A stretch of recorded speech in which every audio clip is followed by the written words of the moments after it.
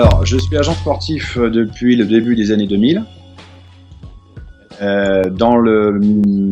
licencié par la FFR, qui est la Fédération Française de Rugby, donc qui me permet d'exercer dans le milieu du rugby en définitive. Et puis depuis 2011, suite à la vente de mon business à une multinationale qui s'appelle CSM, qui est un groupe anglais, je fais également du marketing sportif au sens large, ainsi que recherche de sponsoring, branding, etc.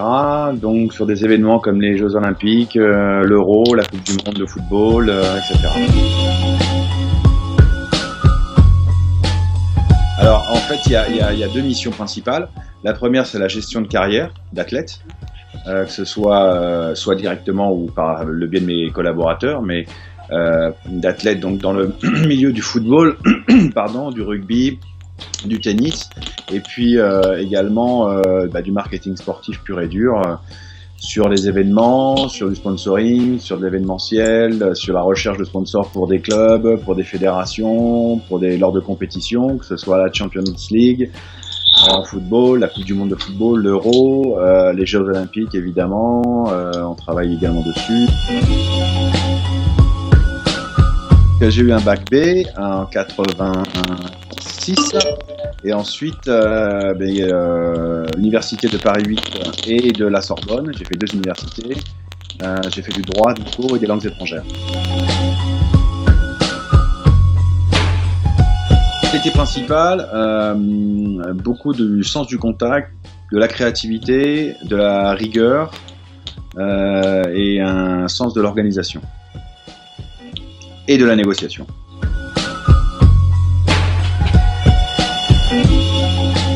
Alors l'avantage, c'est que je travaille dans ma passion, qui est le sport. Donc ça, c'est assez exceptionnel. Et si on doit trouver un inconvénient, c'est que le sport étant devenu un spectacle, je travaille souvent quand les autres ne travaillent pas, c'est-à-dire souvent le week-end et le soir, au gré des différentes négociations et des dossiers en cours.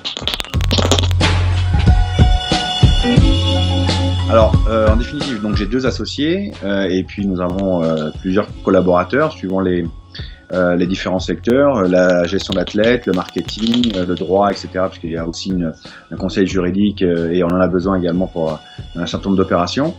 Nous sommes nous-mêmes patrons de cette filiale, enfin je parle de 3 associés, et nous avons un board au niveau international dont le siège est à Londres. Avec qui nous avons des contacts évidemment réguliers plutôt sur de l'opérationnel, savoir où on en est en termes de budget, etc., les prévisions, enfin bon, voilà, là on est plus trop dans le marketing mais dans la gestion pure et dure. Alors j'ai déjà participé et organisé ce qu'on appelle du street marketing, essentiellement pour la promotion d'une marque avec des sportifs. Donc ça a plutôt bien fonctionné parce que la population jeune était là, etc. Alors, l'avantage et l'inconvénient. L'avantage, c'est qu'il y a une certaine proximité entre la marque, l'athlète et le public. L'inconvénient, c'est que ça touche quand même un nombre assez restreint en termes de public et que ça n'est efficace que si on a derrière un certain nombre de relais, que ce soit des médias, surtout les médias en l'occurrence, pour justement démultiplier, faire une chambre d'écho par rapport à ces événements-là. Donc je l'ai fait donc encore une fois sur des marques de chaussures, je l'ai fait sur des boissons, sur des sodas et sur de la téléphonie. Voilà. Alors effectivement, les stratégies ont été modifiées puisque aujourd'hui il y a un nouvel élément dans le monde du marketing qui sont les réseaux sociaux tout simplement, qui est un élément à prendre en compte lorsqu'on veut faire du marketing. La population a de plus en plus vite et facilement accès à pléthore d'informations. Donc ça, c'est vraiment une stratégie où on a même développé des gens, ce qu'on appelle des media managers, qui sont spécialisés justement dans la gestion des réseaux sociaux pour un athlète ou pour une marque.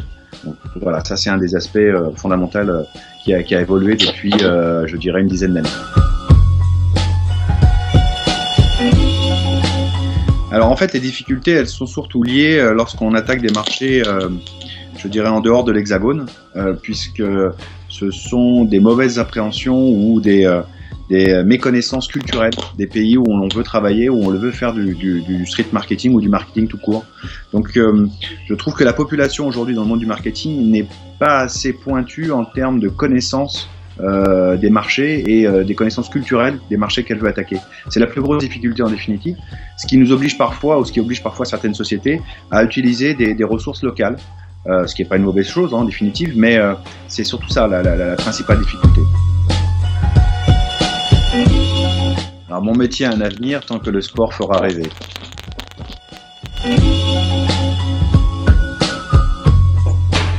Alors, oui, le marketing a un avenir dans le sport, ou le marketing sportif a un avenir, puisqu'en définitive, le sport est aujourd'hui un vecteur de grande valeur sur lesquelles les grandes sociétés souhaitent communiquer, des valeurs positives.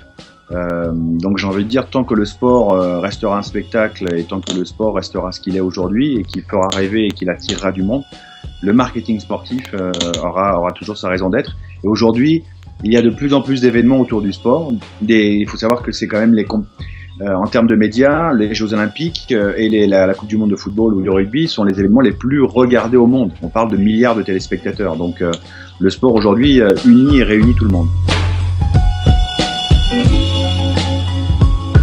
Ce qui serait souhaitable de voir évoluer, en tout cas pas forcément changer, mais et c'est très vrai en France. Quand j'ai la chance de travailler également à l'étranger, donc en France il y a quand même des lourdeurs administratives, que ce soit pour l'organisation, pour les demandes d'autorisation, etc., qui sont assez contraignantes. Donc ça, ce serait bien d'avoir une évolution, mais je pense que c'est pas que dans le domaine du marketing sportif, c'est vrai dans pas mal de milieux. Alors, soyez créatifs, rigoureux, et surtout, il faut apprendre à gérer sa frustration, puisque sur une semaine de travail, on a souvent que 10 minutes de bonheur dans ce métier-là, puisqu'on vous dit souvent non, c'est pas possible, etc. Donc il faut aller au-delà de ces barrières et essayer de rendre les choses possibles. C'est ce qu'il y a de plus frustrant et de plus compliqué.